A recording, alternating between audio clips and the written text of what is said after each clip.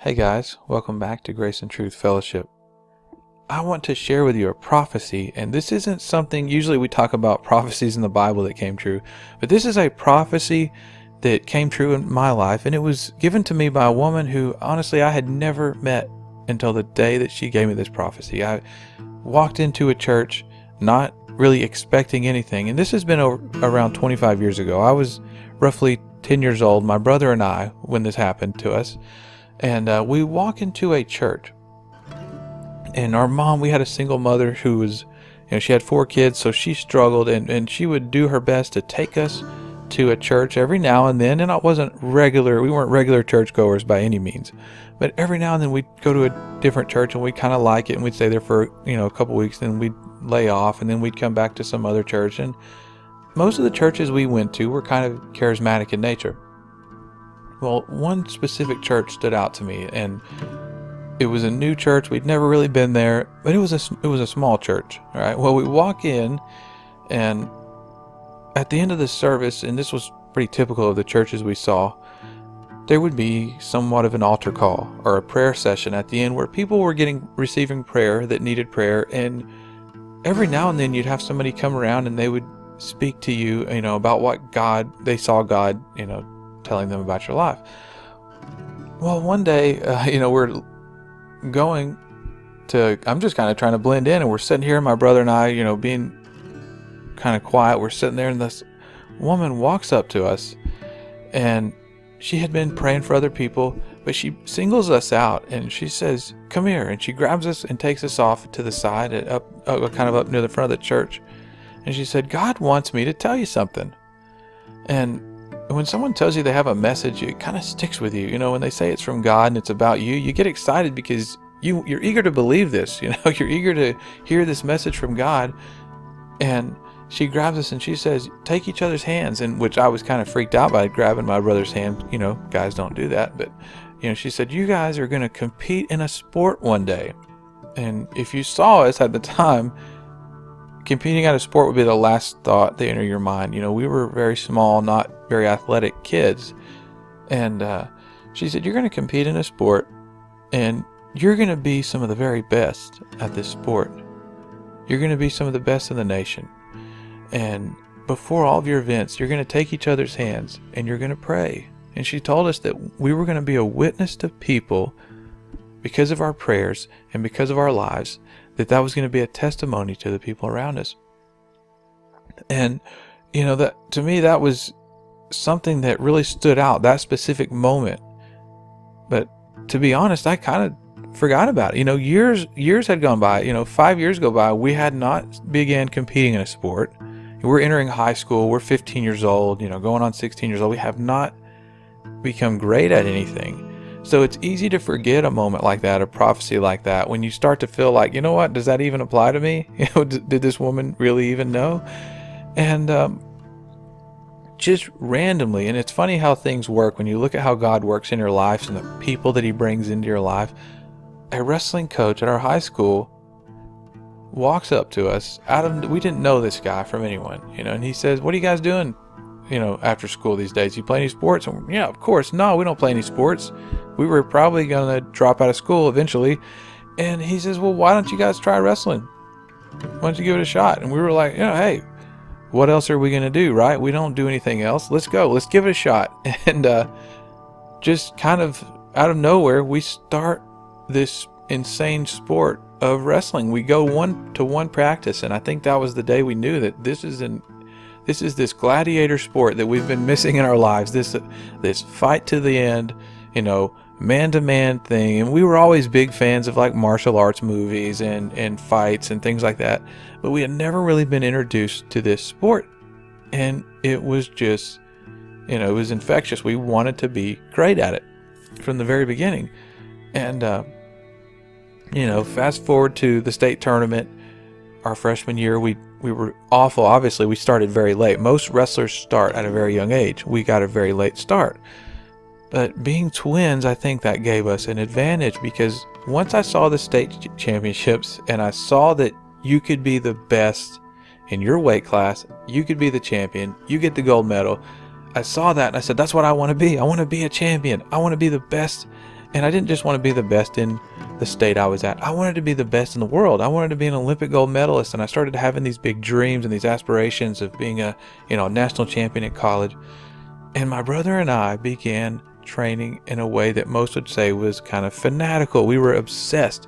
We wanted to be the absolute best. And being a twin, it was like we were born for this sport. I had a wrestling partner at my house, and I can tell you, our mom would get so upset when she'd come home and she could smell the sweat. You've been wrestling again, haven't you? We're like trying to put the furniture back where it goes and fix everything, and you can't hide the fact that you're covered in sweat and blood and all this stuff. And she'd get so angry, and we would break furniture, but somehow we'd fix it just enough where she couldn't tell that it was broken. And we got really good at making things, kind of fixing things back. But wherever we could find an opportunity to wrestle, we were doing it. And before long, we were state champions, and my brother in high school was a national champion. But prayer and God wasn't really something that was at the forefront of our walk at this point in time. We were more geared towards winning at wrestling, and we had a few prayers every now and then. We went to church and we heard about God, but it wasn't until later in our high school careers that we became Christian. Right at the end of my senior year, I really had an encounter with God and got saved. And going into the college level of wrestling, prayer and walking with God was something that was just an everyday thing. And God was new to me. And the power of prayer and all these, these verses that athletes have, I can do all things through him who strengthens me, and things like that. There were certain verses and certain things as an athlete that I remember specifically asking for when it came to my prayer life, because in wrestling especially, it's a one-on-one sport, and there's going to be a lot of fear and doubt. So I would pray and I'd say, God, free me of fear, because God hasn't given us a spirit of fear. He's given us a spirit of power and love and a sound mind. And I would ask for peace, and I would ask for God to free me of pride and of doubt and all these things. And I could really sense, and I knew that these prayers were powerful, they were effective, and God was answering my prayers. And before our matches, it became our custom to, just as this woman had prophesied, we would take each other's, hand in hand or kind of arm in arm, and we would pray together before our matches. And we would go off. At first, it was just us, but eventually it began to become something that was contagious, and people wanted to pray with us, and they saw that God was freeing us of fear, and we had this newfound intensity, and it was something that you couldn't explain from the fact that, they're just motivated and they train hard. It was something different. And I remember the specific moment, before a match, we were praying, and kind of a few more kids were praying with us, and it was like God put that back in my mind, that woman spoke of this event years and years and years before it happened. And looking at two kids that there's no way on earth, if you seen pictures of us as 10-year-old kids, you would never say these are future, champions of anything. And she saw that because God showed it to her.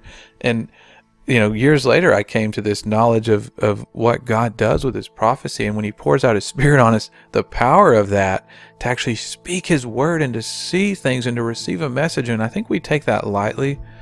Now we've kind of denied this power that God's word actually has. But God told us, he said, in the last days, God says, I will pour out my spirit on all people. Okay. And if you're one of those, if you're a person, guess what? God is going to be able to pour his spirit out on you if you're willing to receive it. And he says, your sons and your daughters will prophesy, even on my servants, both men and women. I will pour out my spirit in those days, and they will prophesy. And that word is key, because it doesn't just, if you're going to prophesy, you are speaking a message from God, whether it be something about the future or something in someone's life right now or something that just needs to be heard. You are speaking a message from God.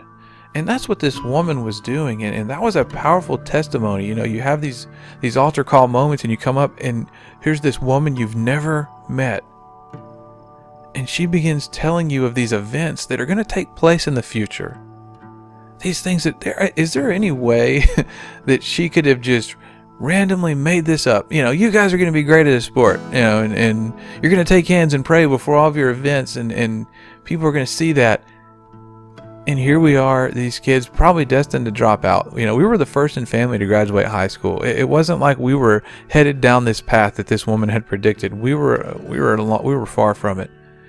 And through these great turns of events, God brought us to a place where, he could show us that, hey, my Spirit is real. People are speaking prophecies. They are coming true. And that was a powerful testimony to me at the time as a new Christian, to wake up and realize this. And years later, I've actually found out who this woman was, and small world. My uncle was working for her when I was asking him, hey, do you remember this church? Do you remember this woman? And oh yeah, I'm working for her right now. And I actually got to speak with her again all these years later. And it was really neat that she even remembered this encounter from, over 15 years ago or 20 years ago. And I thought that was a very awesome encounter, and I wanted to share that with you guys because I want you to always remember that God's Spirit is real and it's working. And if you really tap into what is going on spiritually and you open your ears to God, you will be amazed at the things you're able to hear and the things you're able to see in the lives of others around you, and the things you'll start being sensitive to, things that you in your natural mind, you can't hear it. There's always these things we can pick up on if we're observant, but with the Spirit of God, it's different. It's powerful, and it can discern the intentions of the people around you and their hearts, and it can give you a set of ears and eyes that you did not have.